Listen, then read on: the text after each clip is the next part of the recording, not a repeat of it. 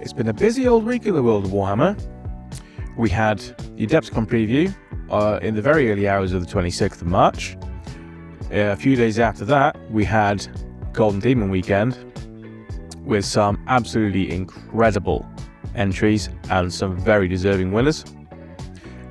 We also have the Sunday preview for this weekend, which is a bumper week, let's be honest. And we've had a couple of little treats so far this week. Let's get into it.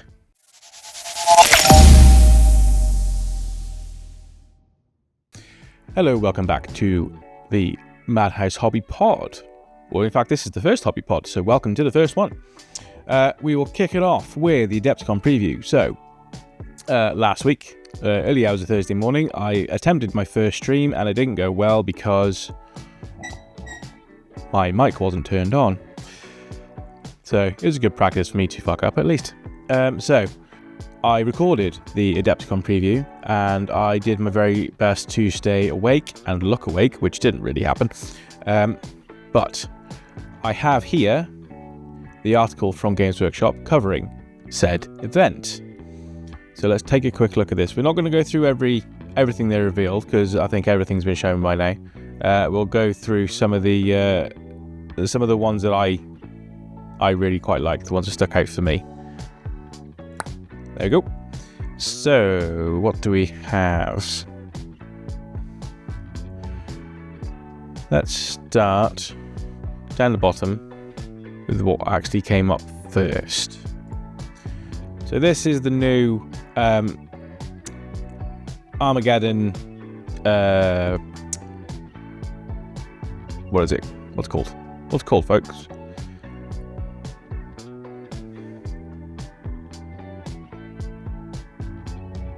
Sorry. So, like the Maelstrom of War things for it's basically the end of 10th edition, isn't it? So we've got all these campaigns. There we go. The campaign books coming out. So this is. I think this one is just called Armageddon, or Back to Armageddon, maybe. Let's just flick down to the bottom, so it'll be down here somewhere. There you go. Return of Yarrick, Armageddon. So this is the new... where is it? Oh. Yeah. So the new expansion for 40k, expansion was the word I was looking for, is the Return of Yarrick. So we already saw the big man himself, with a giant claw in his arm. That was a few weeks ago. I believe I covered that in a previous episode, one that I actually put out. So this expansion covers Yarrick. I think this is going to be the last one, leading up to the other thing that was revealed in the Adepticon preview, which I will come to. So, Yarrick is coming back, but this also showed off some awesome-looking minis for a few other factions. Now, if we flick back to the top, we'll come to my actually favourite one from the reveal show. This looks amazing. I really, really love this model. You might remember... it wasn't a Rumour Engine video, it was another preview somewhere else of the Grot hanging on for dear life. Well, this is the model that is on. This is such a cool model, with the bike jumping on the that's rocks and something else buried in them. You got the explosion coming out the back, which is something quite new actually for Games Workshop. They don't usually do effects like that. And then with the smoke obviously coming out the back and a bit of dust actually underneath the tyre track. The Orc himself looks really, really cool. He's got a really interesting looking claw on the one hand. Makes it interesting to ride the bike, I imagine. The shooter on the front of it was also shown off the same time as the Grot. I can't think what else was in that, if I'm honest. The cow looking skull on the back might have been. Let's scroll down to see another view. There he is. There's the Grot. He's hanging on for dear life. Nice Imperial Fist beaky helmet stuck on the back there, along with all the other skulls. But this, yeah, it's just very, very dynamic. It's a very animated looking model, which is quite something when it's just an immovable piece of plastic. So much cooler than the current Orc Bikers. I really hope that with things that are coming up, they redo the Orc Bikers more in this kind of style, because this looks incredible. This is going to be added to my character collection for sure. And under him, we have the already released Yarrick model. Now, I will say today, so most of you probably won't be surprised about this. I think you've probably seen it before. I think I have seen it before as well. But I saw today online that from the reveal of Yarrick, where they do the spin of the model and stuff like that, people have already taken that, created 3D print files of it, and then there are 3D prints of Yarrick out there in the world, which is quite disappointing, really. I think that happens quite frequently now. There'll be one for this guy, probably, and all the other previews. I think someone did it with a Defiler. Yeah, it's quite sad. People aren't happy with Games Workshop's high prices. They don't seem to put much thought into how big of a business they are and what costs come with being that size of a business. But yeah, I mean, it stings more for people around the world because they obviously have the really high import costs as well. I do feel sorry for people in Australia and New Zealand. I think they get worst hit. Yeah, it's still quite sad to see. I don't really agree with just outright stealing the IP, really, because that's what it is at the end of the day. It is IP theft. It's not technically model theft, because you're not stealing a physical product. You're stealing the design that someone else has done, and the IP license to GW and blah blah blah blah blah. But that's enough of that. Yeah, and then here we have Commissar Graves with his interesting looking half-track thing. What's this called? There's a name for this tank. Vigilance is what it's called. It's a modified Centaur transport. That is what it is, with its eagle-shaped... it looks like a dozer blade more than anything. With a weird step in it. Honestly, this isn't really my kind of thing. I get a lot of this with like the Sisters tanks as well. There's a bit too much going on. And this, I don't know, it's not my kind of style, really. But fair play to the designers. And then there he is standing on his base. Because I guess you can build that as something else if you just want him on his base. Unless he comes with both, I don't really know. And then we have Inquisitor Croyle. This was quite interesting. I did quite like this, even though it is a weird looking bug mount. There were two ways you can have the head on this, I believe. Yeah, because you can have one with its mouth open or one with its mouth fully masked up. I'd probably go for the mouth open. I think it looks a bit more funky. But Inquisitors do like their Xeno pets more recently, I find, because there's the Eldari one that has the little dragon thing, which I really like. But yeah, this is just weird and wonderful. I like it. Then we have the interesting Intransia Frey, Dogmata Superior, and her funky little walker thing. This is very reminiscent of the Inquisitor model that is sat atop something very, very similar. I will try and find the picture of it, and I'll put it next to it around about here. Hopefully that worked. But yeah, this is kind of what I mean with the sister stuff. It's not really my style. Not really what pulled me into the hobby.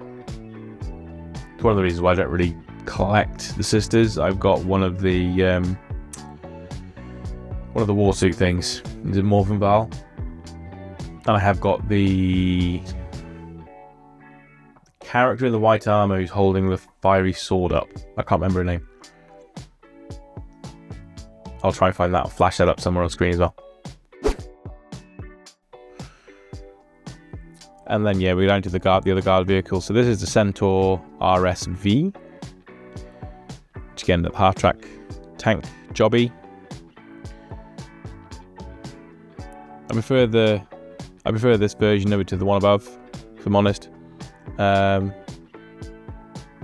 They've gone in with some nice details with this, with like the shovels and stuff on the side, and the backpack there, and the sandbag and all that kind of stuff. I do like the bits that they add to the guard vehicles. I think it's really cool. Yep. Again, the vehicle itself, not really. For me, it's nothing overly special. I mean, they've done a good job with the design, there's no doubt. But yeah, it's just not exciting me personally. The turret on this is very reminiscent of the Dawn turret, I think. Well, this is the Hippogriff AFV. Again, I think I'm just kind of whelmed. So again, nice touches with all the bits and bobs on it. Again, it's a nice addition to the guard stuff. And then we're down to the book, or set of books. I think it was the Tabletop Tactics guys that I was listening to when they were talking about they could potentially go down this route with future codexes, which would be interesting if they do, because if they had a separate paper booklet like this Detachments one, which was the data sheets and the points, and then you have another one where you have all the detachments and stuff, and then you could have the other one which is all the lore and examples of the miniatures and all that kind of stuff. And then if they ever do update it, and they only need to update the data sheets and points, they can update the data sheets and points booklet, or you can just have printouts that you can stick in it or something like that, and it's a relatively cheap addition to the set, and the other two are the nicer one. I think that might be a nicer way of going ahead with codexes. And then they showed off a battalion box with some of the new stuff. So you got 2 of the Hippogriffs and 1 of the Centaurs, and then you have a Dawn in there as well. And yeah, if you look at the turret, the turrets on the Hippogriffs are like mini Dawn turrets. They're very, very similar. Yeah, they showed off some new battle forces for like Sisters and Death Watch. So you got the Corvus and the, one of the Death Watch kill teams. Then you got the Orc one, which is 6 Death Copters, the Squig Buggy, and the Wartrike. Yeah, the Paragon Warsuits at the back. I don't mind them, and like I say, I got Morvenval, but again, not really excited by the Sisters range personally. Yeah, that was the initial 40k reveals. All very, very interesting. Let's go back. So after that,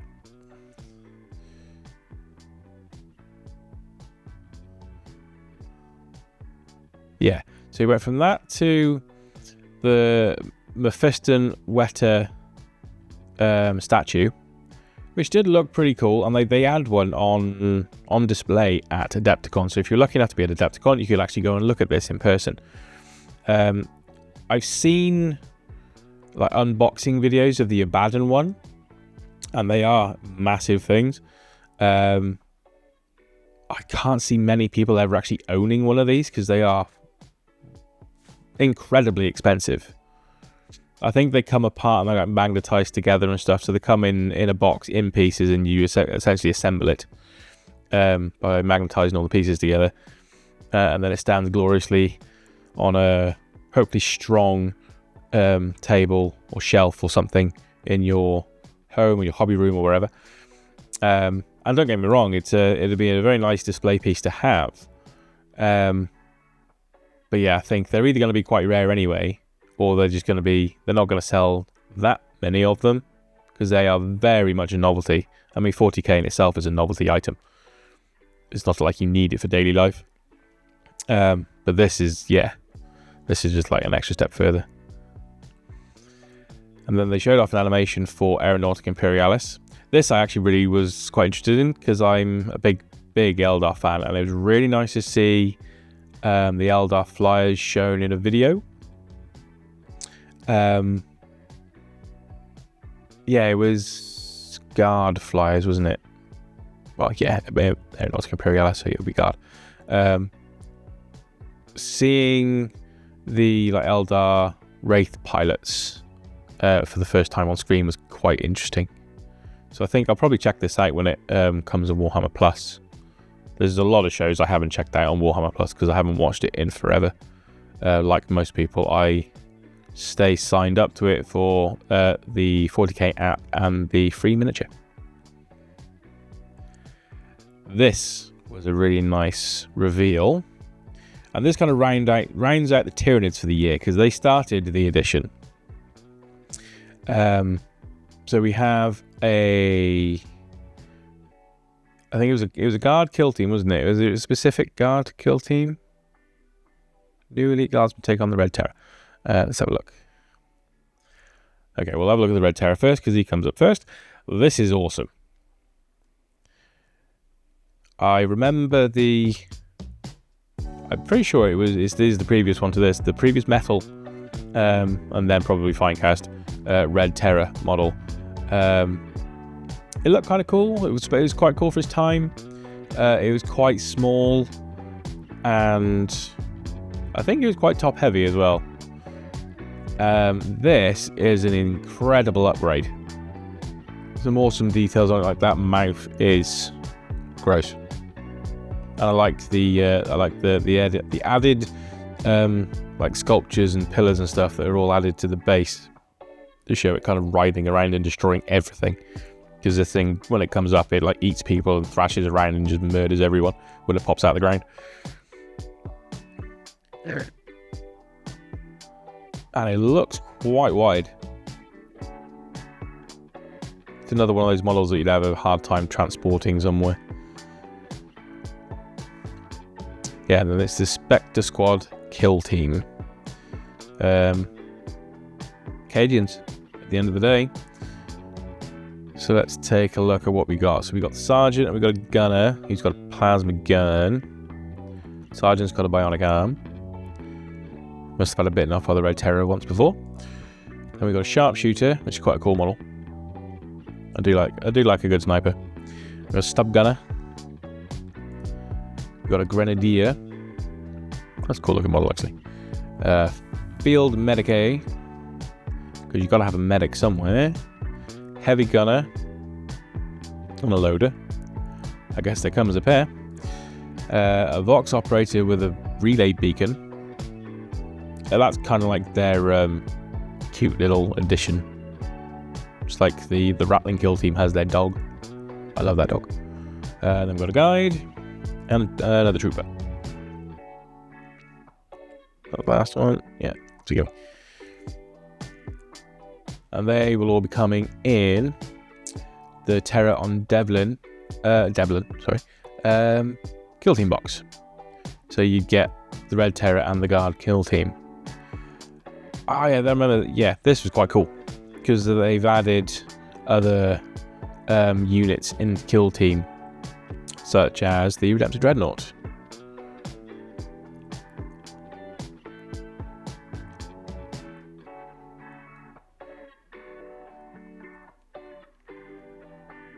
and they're bringing back the Amble and the Zote, or the Archivist, from the Blackstone Fortress expansion set. So if you have the Blackstone Fortress expansion sets and you missed out on both of these expansions, don't worry, because you can get them from the Kill Team sets instead.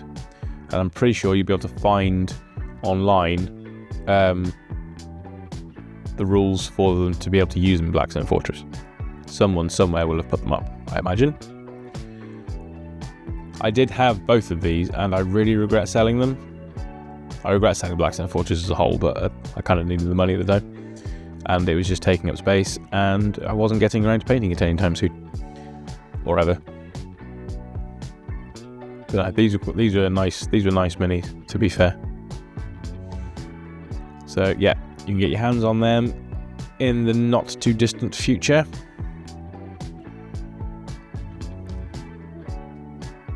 So that was a Horus Heresy. And then they had no, that was Kill Team, sorry. Then they had some Horus Heresy stuff, which in a nutshell was some Ogryns, some support weapons, and another Spartan. I don't know why we need yet another Spartan variant, but there we are. So it was a Spartan Prometheus, and then we had these funky Ogryn, which I think you could make these work in Astra Militarum somehow, I'm sure. So we've got this guy with the scissor hands, call him Ed. They got Smashy Smashy with a knife arm.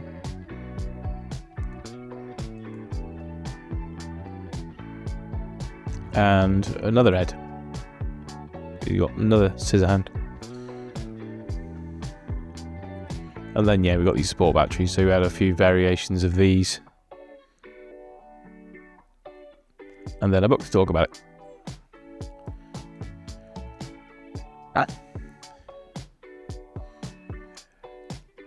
Then they did move on to some more Underworld stuff. So yeah, there was Illuminath, and who else was there? Just a quick scroll. Oh no, it was just Illuminath. It was just these, which they're lovely models. I've never played Underworlds. I don't think I'll ever get to play Underworlds. Ah yes, and then they had some additions to the War of the Rohirrim box in the form of more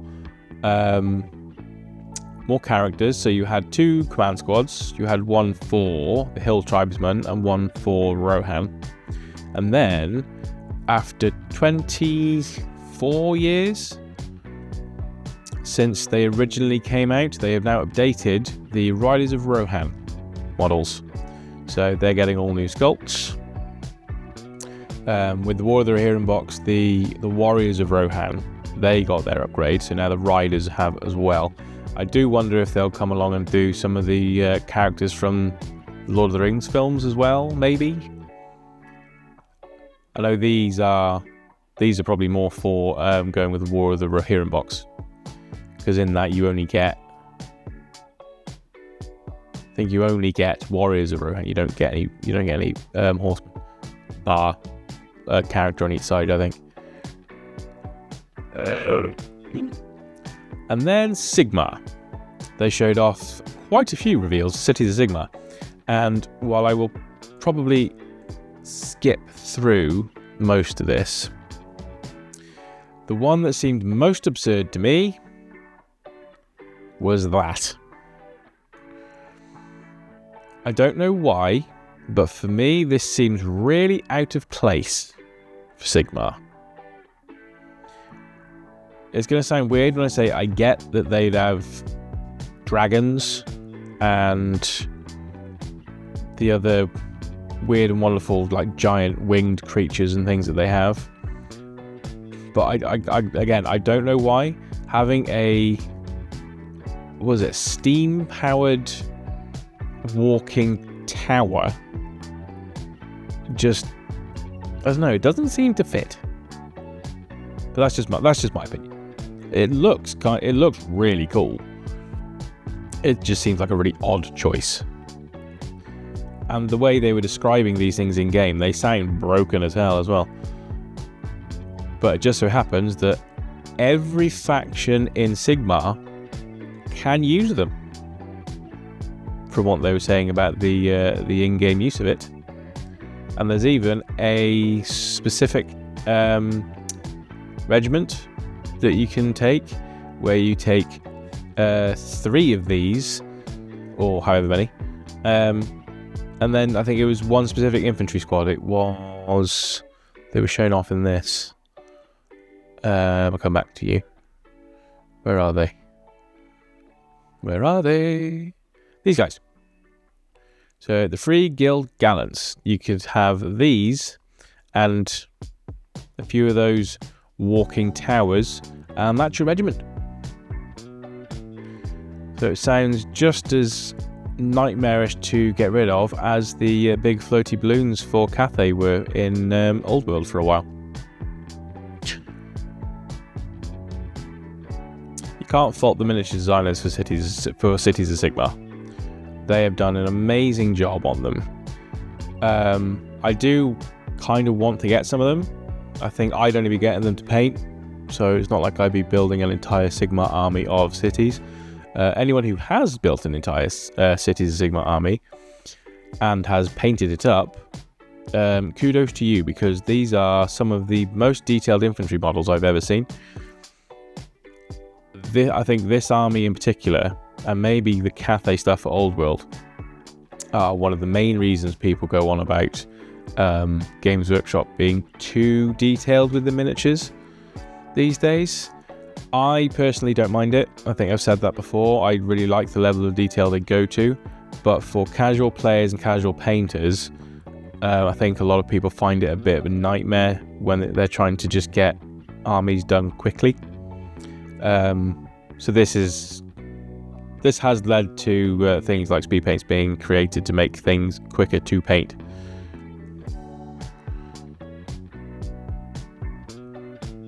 Regiment of Renowned Vengeance Hounds.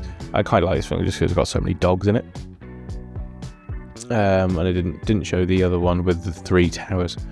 Yeah, they had some other quite cool miniatures for Sigmar, the characters in particular. This guy was quite interesting. The Malice Forge Priest. I really like this guy. You'll never guess why. I thought that was actually really, really nicely designed miniature. And I really like his familiar. Is it Jorvan Creel, Heir of the Kraken? Because another floaty tower, like a shrine to someone. You had pairs of giants or gargants holding one side of a gate each, with an aim to block the opposing army, although they would probably just go around the other way. But there we are. Yeah, I thought they were quite interesting. I quite like the other one. They got a smaller one of these with another guy in a tower on his back, which I've always wanted to paint. You have some bat mages. I think this guy with the fire is my favourite one. This guy is quite creepy, especially that face. And then this thing I was quite keen on. Erasmus Zon, the Enlightened One. I really like the mount on this. It's part bird, part ram, part snake. I think that covers all bases. Done a beautiful job painting it, to be fair. I really love the colour they've done on the wings. But yeah, that was they had quite a big reveal for Sigmar. And oh yeah, this walking tower can be built in a couple of different ways, and they even show off. Did they show it off on here? Yeah, here it was. They showed off the inside of the tower. So there's an incredible level of detail inside the top of the tower as well. I believe the top just comes off. I don't think you have to glue it in place. So you can paint it all up, hide it, and then go ta-da! And show everyone your awesome work. There's some interesting lore around this as well. I think it was this part like detaches off and flies off back to base when the towers become compromised, so no one can steal the technology. I think they mentioned that in the live stream. And you can have it as door closed, or door closed anyway, and then you can have it with or without the ramp. And that's how he's got a very judgmental face. So what you doing? Anyway, so that was Sigma. There were a few other things for Sigma as well. So we got some more ratty rats. Just a quick flick at the Skaven. What is this? Two brand new spearhead forces. I think this is a new spearhead box, which comes with some specific terrain as well.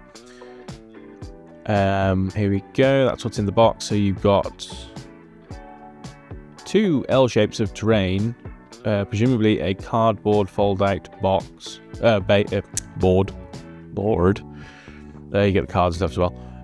And then you have the two spearhead sides, Skaven and Cities. City Vash is the name of the box. And that is the terrain you get in it. So not a massive amount of terrain. So if you're buying the box for this awesome looking terrain, you're not going to get a lot of it. They do go into some great detail on that terrain though, it has to be said. And it does make it quite intimidating to paint. That's why none of my terrain is currently fully painted. Many pieces have been primed and somewhat airbrush shaded, but none of them are in any particularly great detail.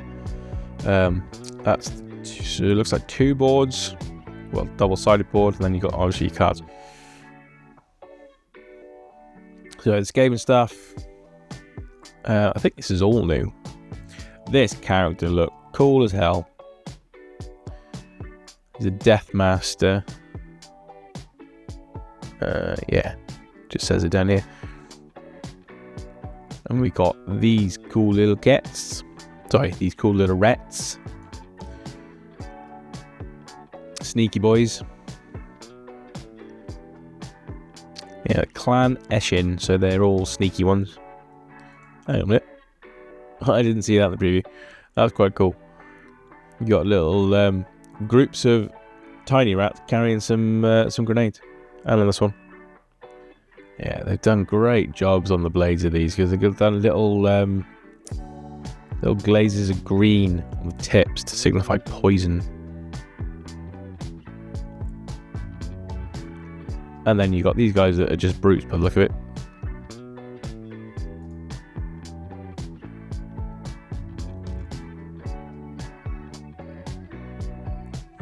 And they're free guilds. So actually, yeah, that's one of the new. That was the new priest. This was the new character guy whose name I've already forgotten.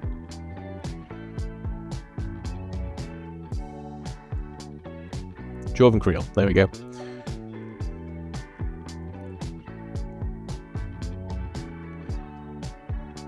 With his cat familiar thing.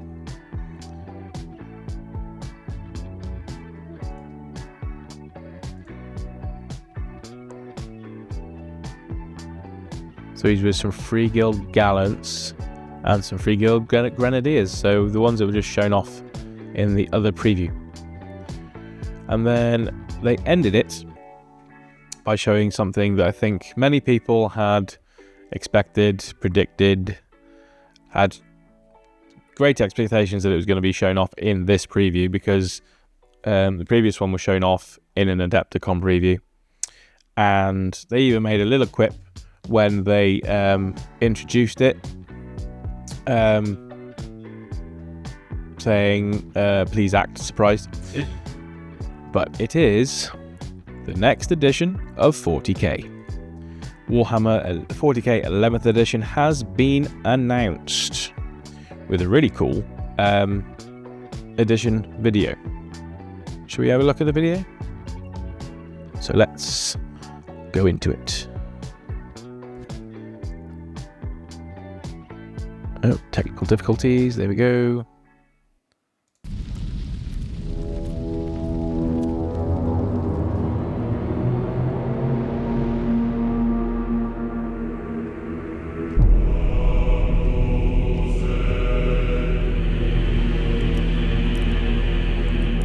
Armageddon, the war world.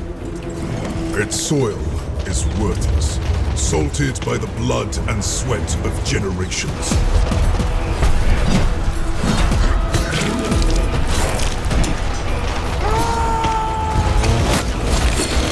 War is all that remains.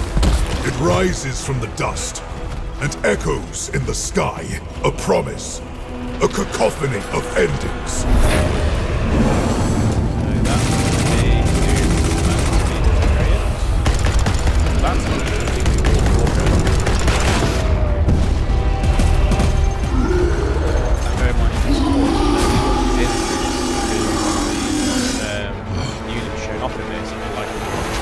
Sanguinius' sons, angels of death. They look like Vanguard there. We belong here. Released.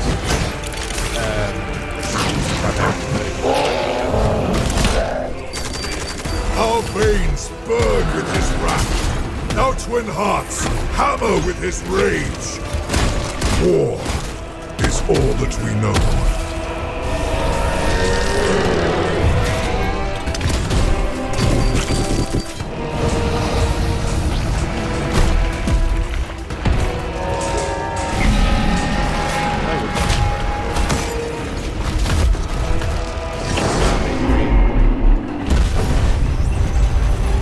This world must hold. There can be no retreat. There can be no mercy. There can be no peace. There is only war.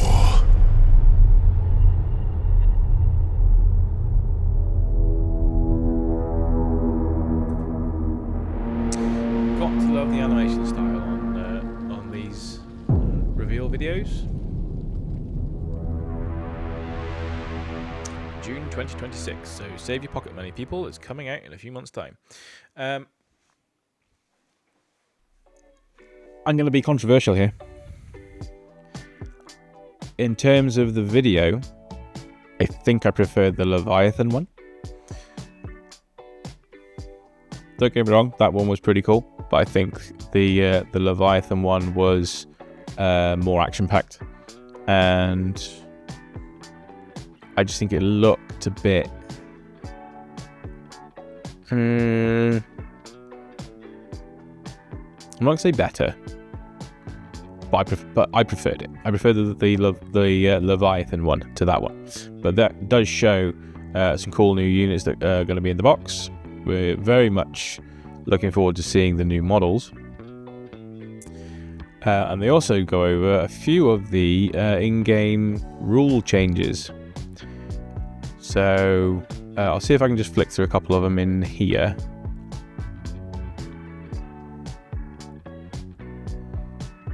I won't go through the lore because I don't know a great deal of the lore behind Armageddon. I have listened to Hell's Reach on Audible, although I listen to books when I'm driving and sometimes working, so I don't always take all of it in. So I need to listen to it again. So I've got a bit of a background on Armageddon, but not a great level of detail. So if you want to go through the lore, I would encourage you to check out Walk On. The box itself is an homage to 2nd edition. If you see that and are immediately reminded of something, they didn't have the comparison. Where's the comparison? No, they didn't have it. If you look up the 2nd edition box, or I'll try and put a picture of it here, you'll notice that it is very, very similar. They've done a bit of a tribute to it with this box cover. And it does look really, really cool, to be fair. And it's nice to see Blood Angels as opposed to boys instead of Ultramarines. for a change.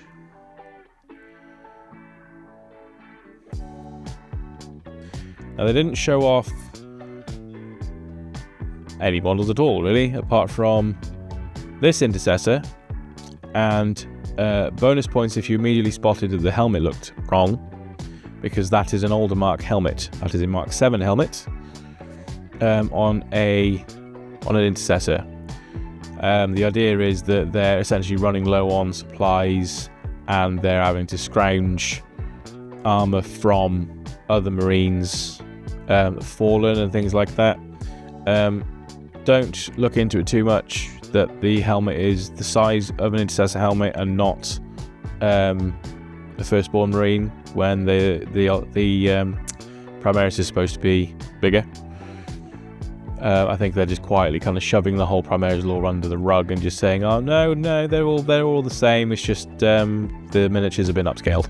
I think they're going to try and do a typical GW retcon of that lore, I expect, because there was a lot of backlash to the whole Primaris thing. And then they showed off a new Orc boy. This one has both a chopper and a shooter, because why wouldn't they go into war with both? Now, this I find a little bit surprising that they'd actually bring out new Orc boys, partly because they redid the Orc boy sculpts not too long ago, because they were in the last Combat Patrol, and they are relatively new sculpts. So to have them updated again, arguably quite soon, is quite interesting. But I guess these possibly fit with a new aesthetic for the Orcs that they're going with.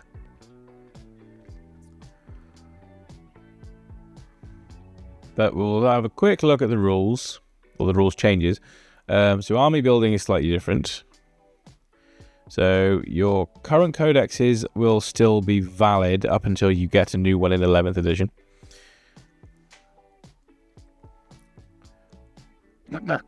And you get the rules from the recent campaign supplements, including the Armageddon Return of Yarrick one.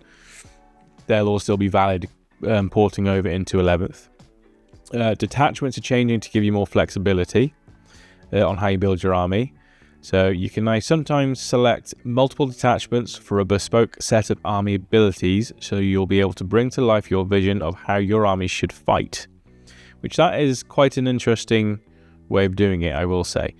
And at the launch of the new edition, there will be over 70 new and updated detachments. That's a lot of detachments. If you're very attached to your current army, don't panic. The detachments in your current codex still work too. You just have even more options now. So that is good. I would argue that in a lot of armies, you have an overabundance of choice already, and then they're going to add more. So it's going to make decision paralysis a thing, I think. Unless they just have a detachment that immediately sticks out as being the best, because that is the one that everyone will choose. Missions. Now, your choice of detachments now also affect your missions. I think I missed this when they were talking about it. Your objectives in a game will now be, in part, dictated by the type of army you bring to the field and the force your opponent has brought. Armies that specialize in holding ground will be rewarded for doing so, while other forces that may be optimized for disrupting enemy plans or just killing lots of enemies will be rewarded for doing that too. I quite like that, because you're building an army for specific things then. You're not sort of building around a random set of objectives that you don't know you're going to get, which makes it quite hard. And then if you go into a mission, you're not pulling the cards that you built for, then you're really at a disadvantage. This I quite like. So objectives, there's no more objective markers, or no more circles, I should say. So random objective markers are gone and replaced by terrain footprints to determine control of key locations, relics, or fortifications. I did quite like that change, and I believe it showed in the reveal. They took out they faded out the round objective marker, and they faded in what was essentially a cardboard footprint of a terrain feature. I'd be interested to see how many, because I'm presuming these will come in the box, which might be a bold assumption, I don't know. But it would be interesting to see how many and how varied they are in size and stuff. But then if they're moving away from certain objective types, the mission types, then having the varied size might not be much of an issue. It'll be interesting to see. Terrain rules have seen a big shake-up. So the default bonus for cover now impacts hit rolls, not saves. That kind of makes sense. And units are generally far easier to hide than they previously were. So, yeah, I think that kind of makes sense, really. Thinking about it as like an in-game thing. I mean, you could almost argue that it would affect both. Because if you're behind a wall and they hit the wall, they might not necessarily hit you. Yeah, it makes sense. Let's just leave it at that. And then combat. So there's been a range of subtle changes to combat that add up to quite a different feel and a cleaner fight phase. So changes include more flexibility for picking targets when charging. So they said that you roll your charge distance first and then you choose your target.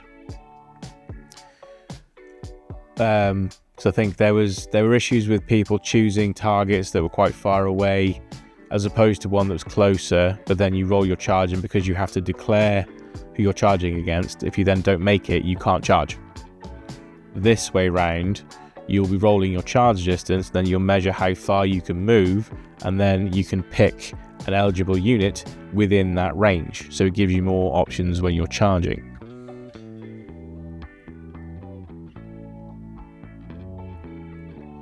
And then changes to activation order, fast dice rolling for dealing damage, and changes to the order of consolidation and pilot moves. I'm quite interested to read all those rules, to be fair. It sounds promising. Unfortunately, given that they're not well, I'm not saying unfortunately they're not indexing, because I'm glad they're not indexing, because it means that everyone's codexes, especially even the ones that have only come out in the last few months, would be completely invalidated again, like they did from 9th to 10th. And that does leave a sour taste in the mouth when they do that. And it's the second time in how many years? They did it 8th. They did it from 7th to 8th, which would have been 2020? No, 2020 was 8th to 9th, wasn't it? So it would be 2017-ish. And then, yeah, they did it from 9th to 10th in 23. So that's quite a short period of time to index 2 lots of codexes. But it means that they're not changing up the stat lines all that much, so they won't be adding in things like initiative, which I think would actually be a massive help. And personally, I think having the weapon skill charts makes sense for combat, because you're actually pitting and then an enemy versus pitting your model versus an enemy's skill. It's not just a simple you hit them on this. It actually makes it a combat. It's a challenge. You're rolling against the other person's ability, which will then determine how well you will be able to hit them. I think that made a lot of sense, and I was sad to see that go when they changed it. They changed that from 7th to 8th, didn't they? Because 7th edition was a very special rule heavy edition, which I think ported over from 6th and possibly 5th. But that it did have a bit more granularity and things like that. I do hope to see points granularity coming back, but we will wait and see on that one. I've already done this. It's time to pick a side. I did choose Blood Angels. Kind of wish I'd picked Orcs, but I did pick Blood Angels. I could do Orcs under a different email address, I suppose. But yeah, that, in a nutshell, is the Adepticon preview. and it was wonderful to behold. There's a lot of good stuff in there. There's some meh stuff for me, but I imagine that every aspect of that reveal had some incredible support from the Warhammer community in general. Now, we're going to have a quick flick from that. While we're here, we're going to pop over to Golden Demon. And yet again, it's been an absolutely insane year. I mean, just first model you scroll down to. That is ridiculous. It is so ridiculously smooth, it just looks like metal. Like the reflections on it are beautiful. On the armor as well. Gives a very glossy sheen to the armor. The skin tones on that are really, really great. It's really, really pale. Gives a very kind of Viking-y look. A very subtle glow on the axe there. Really makes me want to paint my Space Wolves as well. And the base on it is awesome. The lovely resin work on that, with a little swordfish in there as well. And that, of course, is Neil Hollis, who won the gold. That was the single miniature. And then just I wouldn't want to be the person choosing between these. I mean, I've got a bit of a bias towards the Space Wolves, so I probably would have put the Space Wolf in gold. But I also have a bias towards the Eldar, and that Fugan is beautiful. Really great work on the base. I love the plinth that it's on. Paintwork is astonishingly good. The same can be said for the Custodian. I mean, the non-metallic metal on that bike is gorgeous. And I love that they got the two different tones as well. The bike itself looks more brass, while the eagle on the front is very, very gold. And they've done the same thing on the armor as well, where you got the main armor plating looks more brass than gold, or just a cooler kind of gold. And then you've got a really warm, rosy kind of gold. It's not rose gold, but it's more of a rosy gold for all the trim on it. And it's just insane levels of work. I don't know how it got bronze, to be honest. But then when you're looking at the other ones, like I said, I wouldn't want to be the one choosing because it's just impossible. Beautiful painting style. It's what I kind of try and push mine towards. I'm nowhere near that level, but there we are. This is the kill team. That's Minkalesque from Hell's Last. So that's three of the models from the Hell's Last box, all on one plinth. So this is unit or kill team, not just kill team. The Khorne Berserkers are great, and again, the work that these painters put into the bases and the plinths, I really need to know. I really need to learn a lot of the methods that they use to do these. Because my basing game needs to bump up considerably, I think. I am trying on the model that I'm painting for MPO. We'll see how it comes out. But again, really, really great paintwork. And you can see a beautiful contrast between the Vitrix Guard and Sicarius to the World Eaters. The Ultramarines, all very bright colours, very vibrant, very clean. And then you go over to the World Eaters, they're very almost muted colours that they've done on this. Very dirty looking armour. Not necessarily dirty looking skin, I don't think. Certainly more tanned on this one here. But it's a very, very different look on the World Eaters, and it really, really suits it, and it's incredible work all around again. Well, all of these are going to be incredible, so I'm just going to stop saying that. I love this.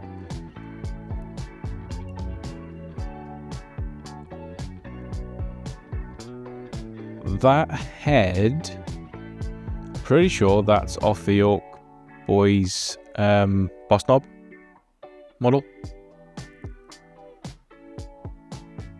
I don't remember it coming with that kit. What I do remember with this kit is the join lines and mold lines are an absolute sod. So they must have put in a, it's Nicholas Rubens Mortensen again. He must put in some considerable work in cleaning this up. And again, the basing, incredible, very detailed. You got shell casings everywhere, a tiny bit of barbed wire, bits of ultramarine armor everywhere, with the ultramarine buried in the sand. Beautiful tones on the sand. Beautiful tones all over the model, to be fair. Yeah, it's just gorgeous work. Me personally, I probably would have swapped these around, but the Sentinel, they've got a like full bore with the weathering on the Sentinel. It looks battered and beaten as hell.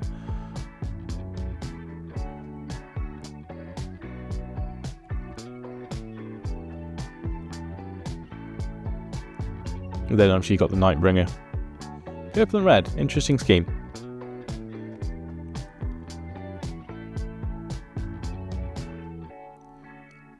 Lovely, clean work on that. I assembled this recently, and I did record myself doing it for a short video that I haven't managed to put out yet. And largely it was okay. There are certain things that were a bit of a sod to put together. Sigma single miniature. This is a converted Stormcast model for now a demon.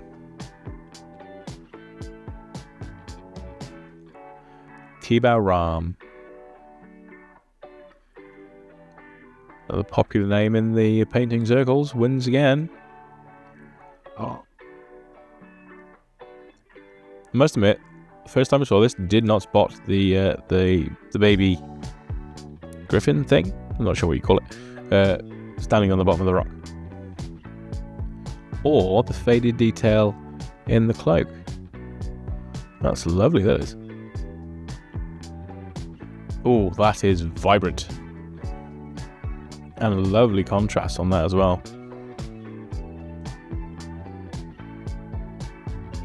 Reminds you of the ferryman going down to see Hades. I always put that as Andy Wardle. To apologise. This has inspired me to do a bit more to the base for mine. For my MPO entry. I don't know if I'm going to actually get around to doing it because it's coming up very, very soon. But I wanted to try and add a tree coming out of the side of the base. Lovely, lovely work. The moss and all the fern and all that kind of stuff on this is insane levels of detail. And obviously all the little critters and stuff running around. You wouldn't expect any less from a woodland elf. Sigma unit of warband now. They are dirty, grimy, and beautifully painted. And I love this.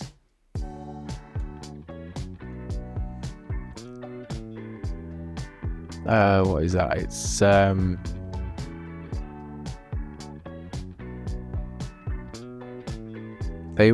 not Warcry warband, are they? They could be a Warcry warband. Yeah, the like little chameleon things with the Seraphon. Love them. And this is all very cool.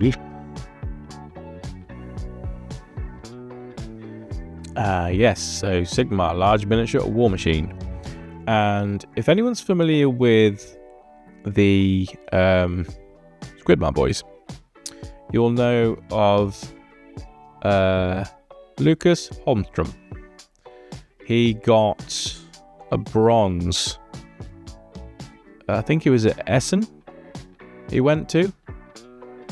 I believe it was a Demon Prince he did. I forget whether it was Sigma or 40k, but regardless, he got a bronze with that.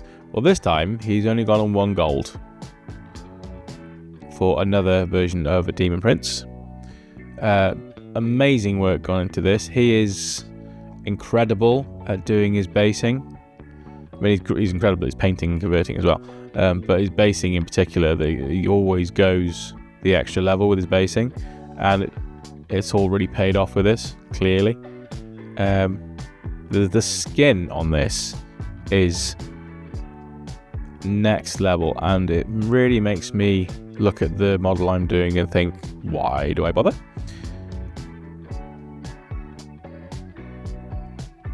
Beautiful work. I did really like this slug guy. What's he called again? Don't know. I'm looking at the painter's name for the name of the model. But I really like the style of this. It's all very smooth, but all like lovely shadows and lovely contrast everywhere. And I really like the way he's done the fold in the resin work for this, looking like it's a slime coming from this slug thing. Really awesome.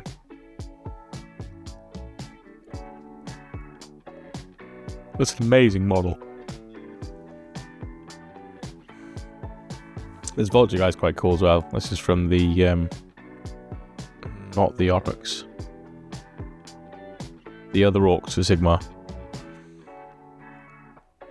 Unless they're all the same now. I'm not sure. I don't keep up with Sigmar that much. Yeah, this vulture looking thing is pretty cool as well. Great work with the base. It's very much coming out of a swamp.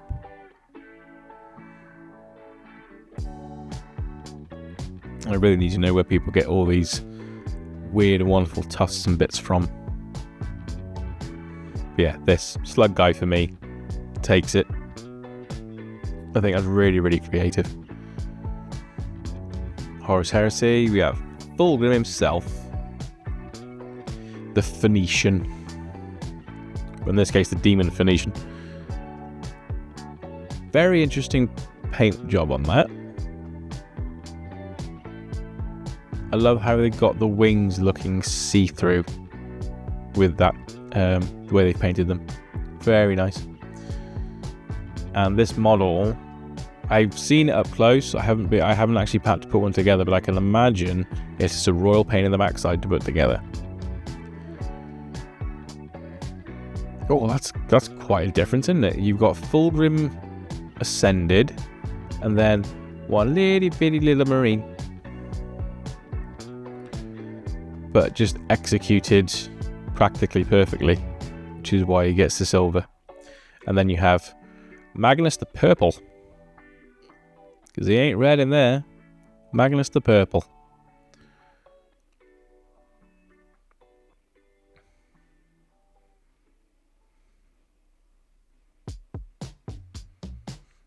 Then we get to Old World, and this, I think this, out of all the entries in Golden Demon, or at least all the winners from this article, this was my favourite.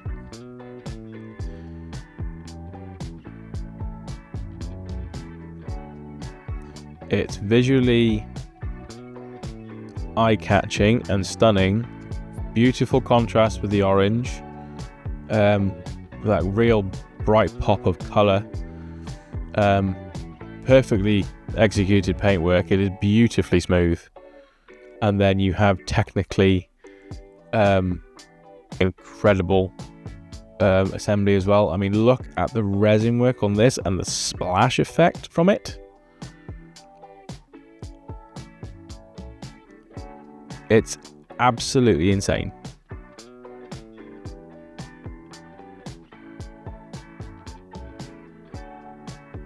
I could stare at that for a very long time and not get bored. And then again, great contrast and scale. We have the Pegasus Knight, and then we have an itty bitty little dwarf. That again is just executed practically perfectly, super smooth. You've got some great texture on that blade, and this model's going to be super tiny. So getting those brush marks like that is just the next level achievement. Great colours on the hair and the beard. I could do with that recipe. And then a lovely contrast with the like sickly green base. Looks lovely. I hadn't actually seen this guy. It's a lovely composition. Really, really like that.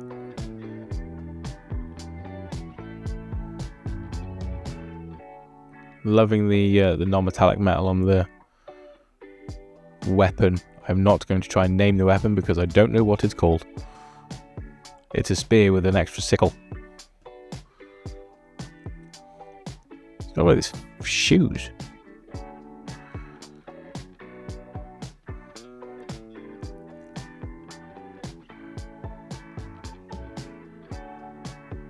Nicholas Rubens Mortensen again coming in with the gold in the Middle Earth category with a Knight of Dol Amroth.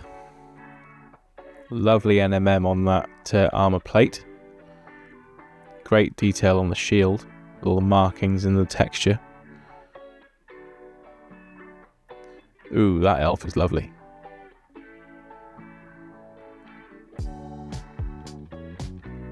Yeah, that's a gorgeous looking paint job on that.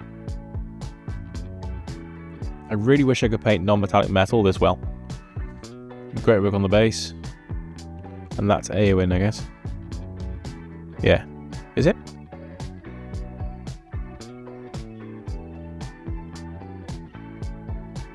No, I'm wrong. That's not Eowyn. That is someone else. That doesn't look like Aona's arm. I'm going to stop guessing because I sound like an idiot. Great work on the base. That rock looks real.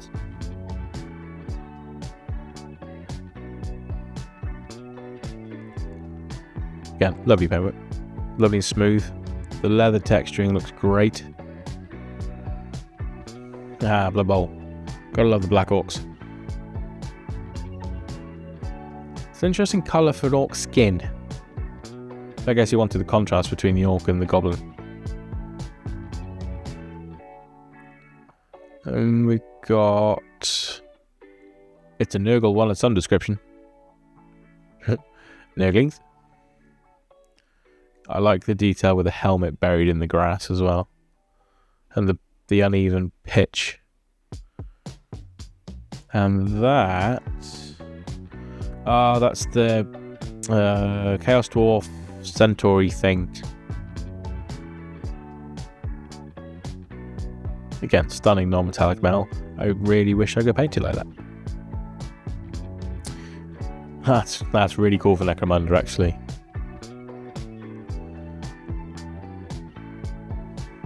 Hiveganger. You want to buy some bits? The Necromunda stuff always comes up with some lovely creative compositions. Look at the little stubby 6-shooter.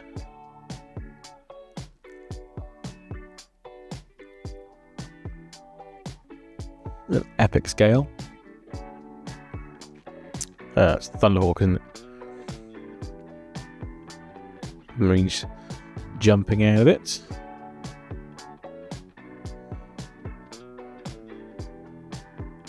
Gone to some insane level of detail on that model, and that is quite small.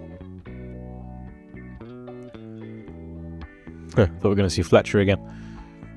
He likes his epic scale town. Really like that tower design plinth. And then, will these? No, Space Wolves. Well, it's just off-white. It's not, it's grey. Diorama. So that's David Aroba winning the gold there. That must have taken a serious amount of time. Then Andy Wardle getting the silver. I know I'd seen him in here. I really love Andy's work. I really admire him as a painter.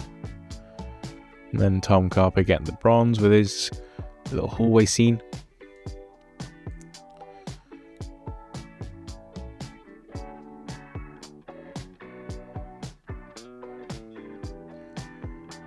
And the jewel section.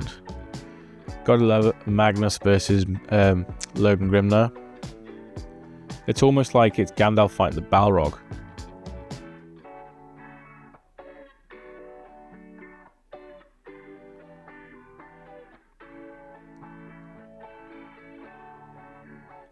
It's a really amazing work with the OSL from that axe. Like the glow under his arm here and then up into the wing. Really amazing work. Who's down here?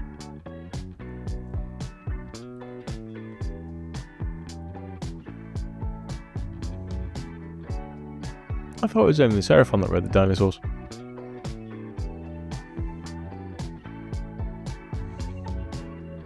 Ah yes, Ratman. Ratmandu. Oh, the Youngbloods this year look really great.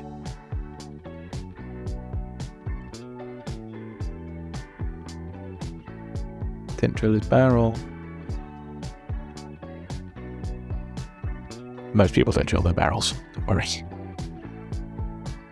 So we have a Dante, and then we have a Sanguinor.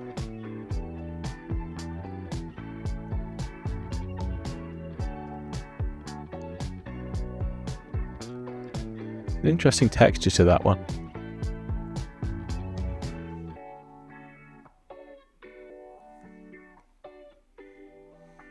Open competition. I thought I saw this online before. Upscaled guardsman with a really nice looking plinth base to it. You got Lucas got silver in open as well. Why did that have to be entered into open? Because that's an actual Games Workshop mini. I don't know. Yeah, amazing work again. And he's another painter that I really admire because I try and use their style in mine a bit. You know, where you got the more slightly desaturated highlights and things on, particularly on like skin and things.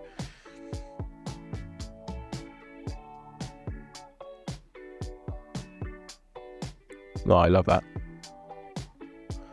And then Sam Lenz himself with a really cool Imperial Fist Terminator in a photo frame. And I'm assuming he painted the backdrop as well.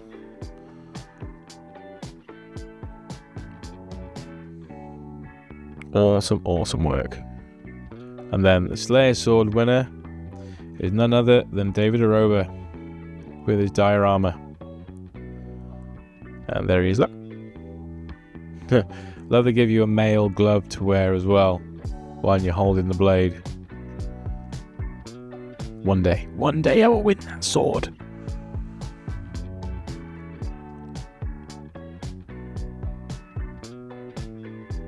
Cool.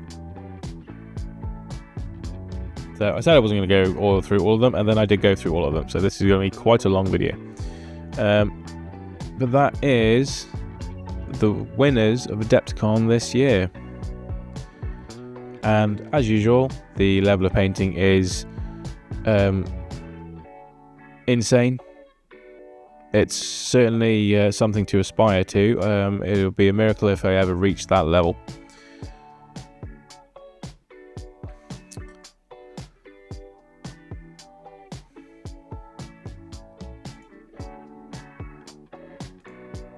So, as you can see, Adepticon was quite the event this year.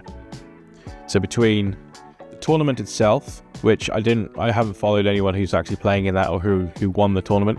I was more interested in the reveal show and Golden Demon after that. Congratulations to all the Golden Demon winners. Commiserations to all the Golden Demon participants who didn't place. Congratulations to those who got the pin badges, which I think you get. Is it just commended now? I'm not sure. I'd have to look into it. But anyone who got a badge, well done. Something that I certainly aspire to. as well as then moving on to, let's say, a trophy, and then another trophy, and then another trophy, and then potentially a Slayer sword, which we don't. I don't think I'll live long enough to see it, personally. But yeah, incredible work all around. Very interested for the new addition to 40k. I want to see some rules. I want to see some rules on Warcom. I want to see some of the new minis as well. And I'm predicting. Does anyone remember the new Orc War Boss that they showed off? And I might have showed it off myself. I've been quite ill recently, so my memory of what I've actually done is a bit hazy. They showed off the new Orc War Boss miniature very, very recently. I'm pretty sure that's going to be in the Armageddon box. Given that they showed that off and then we haven't seen a pre-order for it at all. I know that it doesn't happen that fast, but it would coincide very nicely with the release of the Armageddon box, so I would expect to see that in there.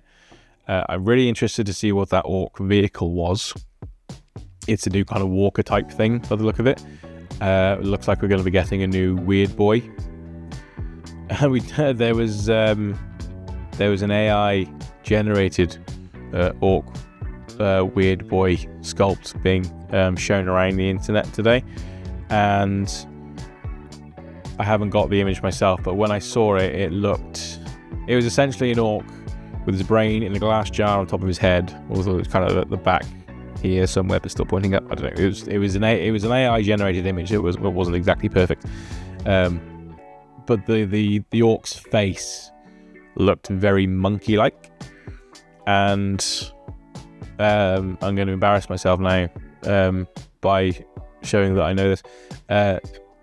If anyone remembers the Cartoon Network show, the Powerpuff Girls, there was a monkey in that called Mojo Jojo, who was a monkey that was experimented on, who his brain was like massive and sticking out the top of his head, so he wore a helmet over that, and obviously had the monkey face with all the hair and stuff.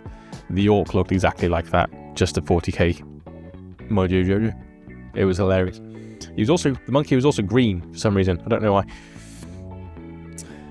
Anyway, let's hop back over to Warcom and let's take a look at the Sunday preview, because as I mentioned, this is a bumper week. I predicted this because I did a recording for the Hobby Pod last week. Would have been early last week after the last Sunday preview. I then got quite ill last week, and then nothing got done because I was in no mood or no fit state to sit at the computer for hours on end editing a video, let alone doing anything else that I actually get paid to do. I was very much sofa bound or bed bound for a good few days.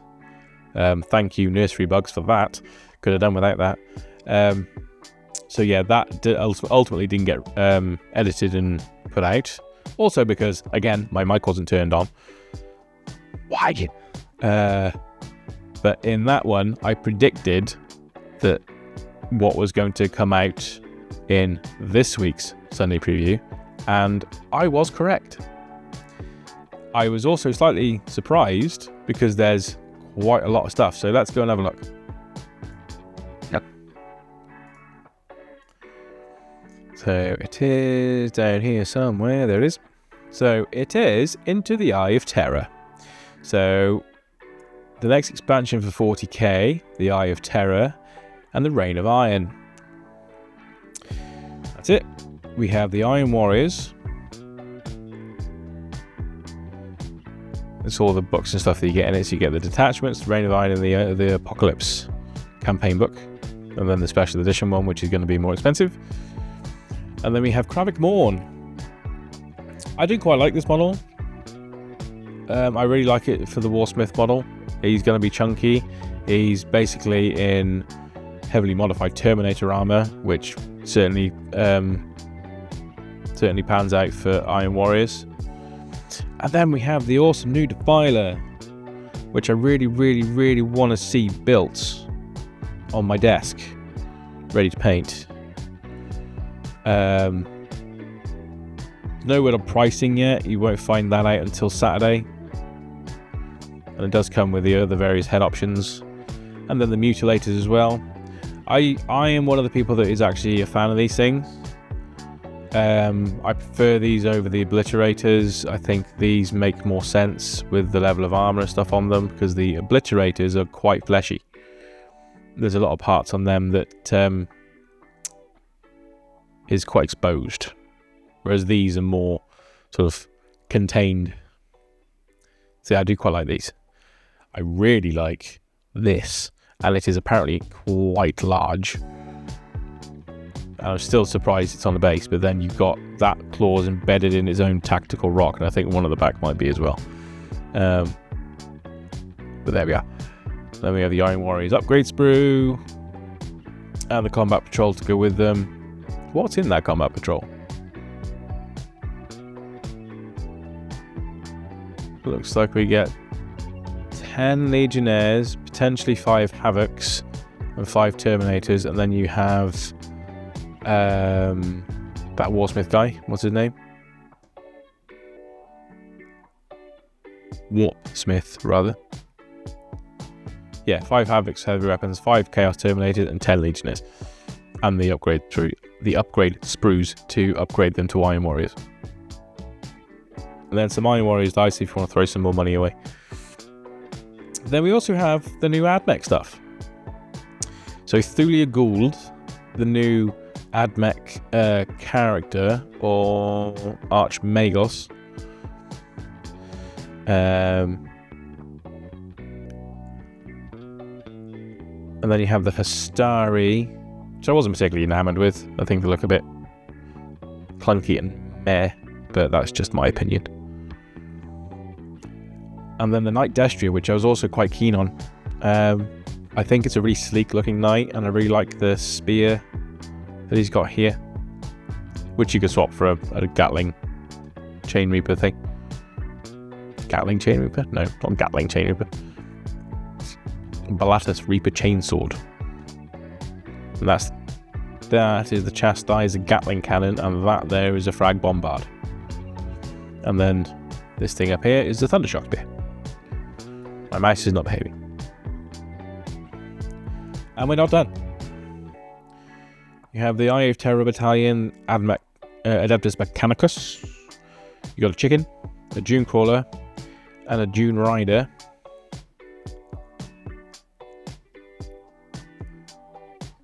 Or in this case, a Scorpius Disintegrator.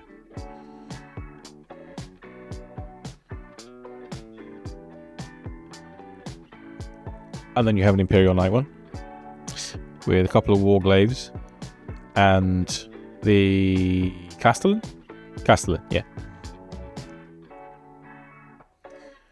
And then there's another one, a Sons of Dawn one, where you have a Repulsor Executioner, a Ballistus Dreadnought, and a Redemptor Dreadnought. All the armor. And then there's a new White Dwarf to come out and commemorate all of it. And then I think we have a couple of Sisters books. So this is Astrid Thurga. I don't know who she is. And then we have Paragon of Faith and Other Stories. So that's that'll be a short story compilation. Oh, and we have Carnage Unending, which is... I think that's a series. That's a series of short stories on Armageddon, I think.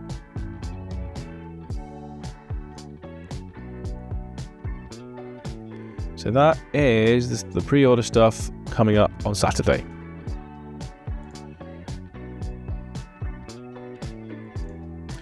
So as you can see, plenty coming out the weekend. There's a lot of money to be spent by many, many people. I think a lot of the people that I know who collect will be buying pretty much everything that is on offer. I'm not in that situation myself because I spend too much money already. I do quite like the Defiler and I would like to get it. I also like the Knight Destria and I would quite like to get that. Although my Knight Army is actually Chaos Knight Army. So I'm quite keen to see if the Chaos Knight Codex will get their own version of it. Be interesting to see whenever that might happen. This week, so far, we have also been treated to a couple of other things. Minor things. Very minor. So, once again, I'm going to pop back over to Warcom, and we're going to take a quick look at what has been talked about this week.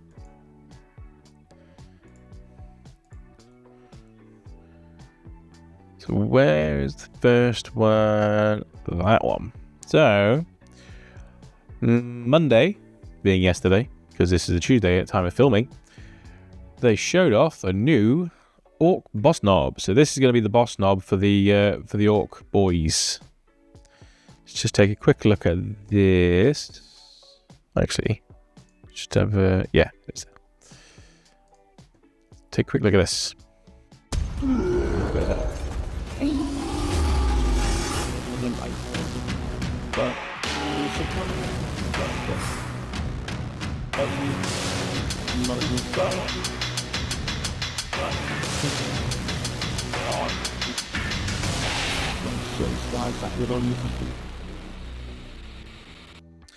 Very nice. And he's got his own teeny tiny little squig riding on his shoulder. Wonder if he gives extra attacks. Great open pose, so very easy to paint. So when a model's in that kind of pose, you can get your brush in everywhere you need to. You don't really need to sub-assemble it. These will possibly be push fit, like a lot of the edition boxes tend to be in the last couple of editions. So it'll be interesting to see if this follows the same trend. But yeah, great looking orc. This is a different kind of style, and it's possibly bigger than the last iteration of the Orc Boys that they did. So it kind of makes sense that they've redone them again. Really like the model and the design. He's just basically an orc wearing stitched together pants and a shirt, and just I think he's got one bit of armor going over his shoulder that his little squig friend is standing on. Very angry looking face. Yeah, really cool. And then today we saw this pop up. Now this isn't really anything significant, but it is the first instance of seeing Perturabo in his demon form pictured anywhere.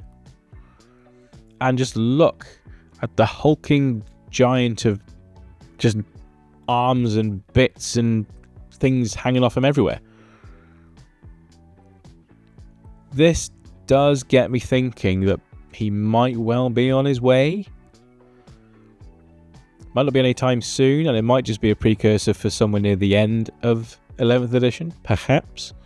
But it is quite promising, and it looks savage. And he'll probably be some ridiculous beat stick. But no, very cool. I'll be interested to see that miniature when it comes out, because it will come out. It's not an if, it's a when. So yeah, looking forward to that. Quite keen. The artwork is amazing. Great art style as well. Quite a big fan of this kind of art style for the books. And then we have the new, or some of the new miniatures, all painted up in Iron Warriors colours. It's a really nice colour scheme for the Defiler. Do you like that?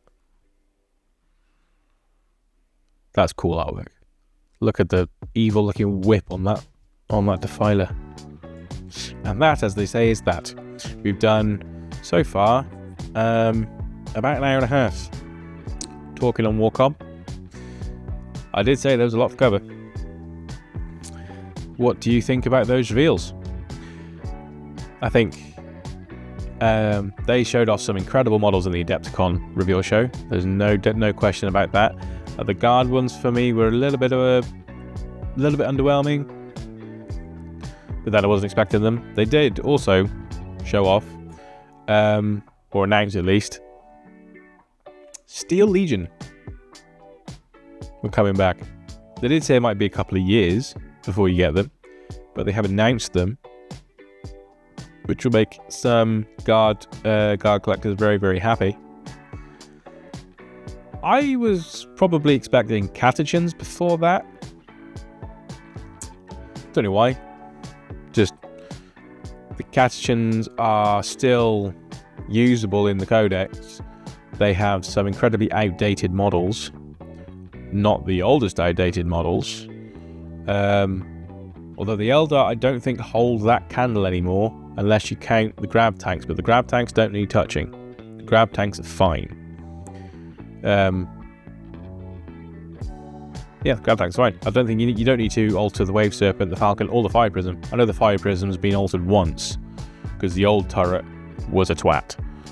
You had the plastic turret, and then you had plastic to metal connection points for some very heavy metal pieces for the prism cannon and the bit that shoots the laser into the prism, which made it very heavy on the back. So whenever you put it on the flying stand, it just fell off and was pointing to the sky.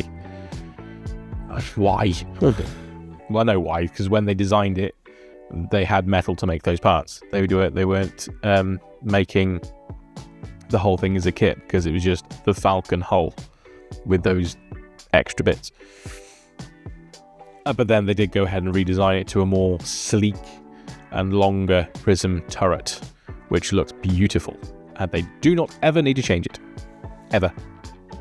I know they just redid the Viper, and it was a welcome upgrade to the Viper, personally, for me, because I think it's more in keeping with the tanks now. But don't touch the tanks. Leave them alone. But yeah, as I say, catechins. I would have thought they would have been next on the list. But maybe they'll come later in the edition. We will find out. It's a brand new dawn for 40k, because we start the cycle all over again.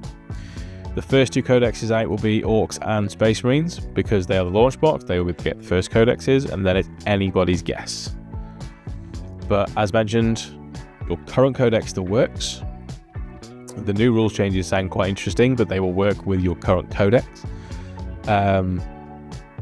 Anything that's updated anyway will be updated on the app.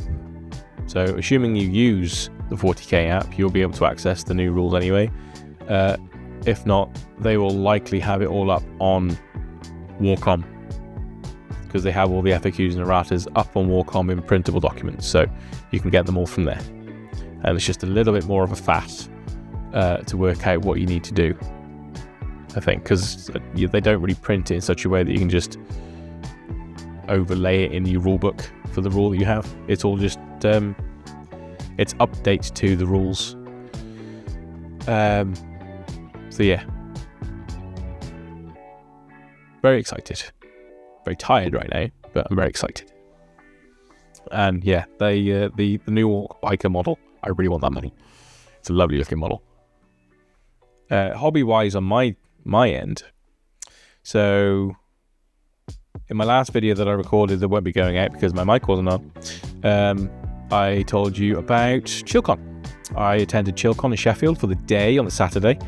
I got to wander around. I did my best to film as much of it as I could on a limited battery life, because I didn't have anything to charge my phone with, no battery packs or anything like that. So I was being as sparing as I dared with the filming capacity. So I didn't interview anyone because I didn't have the luxury, at least not on camera. I did manage to speak to Duncan on the way out. So just as he was heading to his car, it turns out he was parked quite close to me. So I did manage to collar him for a very, very quick conversation before he went home on the Saturday, or back to his hotel on the Saturday. I got to meet some lovely people that I have gotten to know online. Sounds creepy, but it's all hobby related online. So shout out to Dusty Minis, mainly because he was the one that bore me tagging along with him for a good chunk of the day, keeping me company and helping me to sort of ease into me throwing stickers at people. Well, handing stickers to people, not throwing, because that would be impolite. But yeah, I got I got some stickers made that I could dish out around ChillCon, and I got a good haul of my own from various people. Who else? I don't think I really got to speak to anyone. I caught Mikey from Hellstorm Wargaming on the way out. Or actually, as I was just popping back in to use the restroom before going home. But I did manage to say hi to Mikey as he was heading out. Ollie from Blackheart Minis was there. I did manage to have a very, very brief catch up with him at the end of the day, because he was a busy bee going around filming far more than I could, because he was actually prepared. We are hoping to catch up at MPO, which I'm going to alone, so I could do with some people to tag along with, because I'm there all weekend for that one. I entered the painting competition. I didn't come away with anything because I didn't paint for the painting competition. I entered 2 models that I was very happy with, which is fine. It's all a bit of fun. I did get some great feedback on those miniatures though. One of them being my Christmas squig. If you head over to my Instagram page, you'll be able to see photos of that Christmas squig. But what I was actually really, really happy with was I took it over to the hobby clinic, where they will give you feedback on your painting if you request it. And the lovely chap that I spoke to, he, I'll flash his name up somewhere because I can't remember his Instagram handle. I have to find it again. He was very complimentary over my squig, and I think the only comment that he had that he would improve on, or just push a little further, was some of the glazing on the squig's hide, just to smooth some of the transitions over that were left there. But other than that, he didn't have anything to say about it. He was really, really impressed, particularly with the non-metallic gold attempt that they'd done on the ribbons on the presents. He was really, really amazed with that. So it was a pride moment for me. Although you shouldn't get pride about things, but I got pride. Yeah, it was a lovely day, to be fair. I had some good conversations with a lot of the vendors, or some of the vendors, I should say. I came away with some goodies and a couple of painting challenges, which, thinking about it, I have one that I need to do now in April, because we're now in April. And I also said that I will do a charity mini for a mental health charity raffle, where the proceeds go to Mind. All the proceeds go to Mind.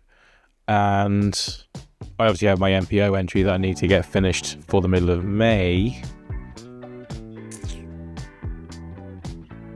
And all of this is done at the same time, where I like to try and record videos and edit videos to put videos out, because I also work in the day.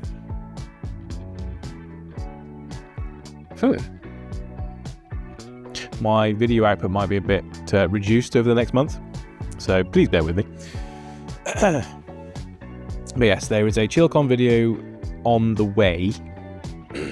I'm not sure when it'll come out yet, because as you just heard, I have a slightly busy hobby schedule with a couple of commitments that I committed to. Excuse me. And then I've also got a painting video I want to do with the Eldrad model that I've recently finished, which is going to Spain for a different charity raffle. And a few other videos like that. I also, in the run-up to 11th edition, I want to try and get out some, or at least cover Games Workshop's coverage of the 11th edition stuff, so the new models and the new rules that they're going to preview and all that kind of stuff. I want to try and keep on top of that if I can, but it might be in like weekly chunks or whatever it's going to be. It might well even just be rolled in with the hobby pod. And I want to do a couple of videos if I get the time. I want to try and do a couple of videos besides, such as like 10th edition in review, highs and lows, good and bad, whatever, and then what I'd hope from 11th edition. And that video has already changed given the information they have already released based on the 11th edition rules that are upcoming. So I need to rework that one. I can still tell you what I would like it to be but I now know that it's not going to be some or a lot of what I would have wanted or would have predicted. So, as ever, it's all fluid. But anyway, this has been going now for nearly an hour and 45, so I'm going to leave it there. Thank you very much for watching, and if you got this far, you are a legend. Please like and subscribe the video. That always helps. That really helps the channel. It helps me grow it, and it helps me helps my motivation as well, because I really like making these videos, but they do take a lot of time. So liking and subscribing is a lovely way of saying that you have seen, you appreciate, and you would like to see more. You may have also noticed as well, there it is. Don't know why I couldn't find it. Lovely new Madhouse Hobbies hoodie with a larger print of that on the back, and a t-shirt as well, which I had made ready for ChillCon and other events. I'm quietly looking into the merch side of things, although I know I'm not a very big channel, but I want to grow. I want to follow in some of the other footsteps of the people who are doing this, because I have ideas, I have dreams that I would like to pursue. So yes, keep an eye out for those. I also have some other handmade stuff like dice trays and dice towers and all that kind of thing that I'm trying to put together, and will be up on my website, which I do have, and it is up. It is mainly for my commission painting, because I do that too. So if you want to go and check that out, I have a website. It's made by me in my very, very, very limited spare time. So, do bear with. I'm one person trying to do an awful lot of things, so there's only so much I can do in a day. Anyway, with that, again, thank you very much for watching. Thank you for getting this far. You are a legend if you did. I'll forgive you if you speedrun it, or if you just skipped a load of chapters. Don't worry, I get it. And with that, I will see you in the next Hobby Pod. Have a good week, everyone.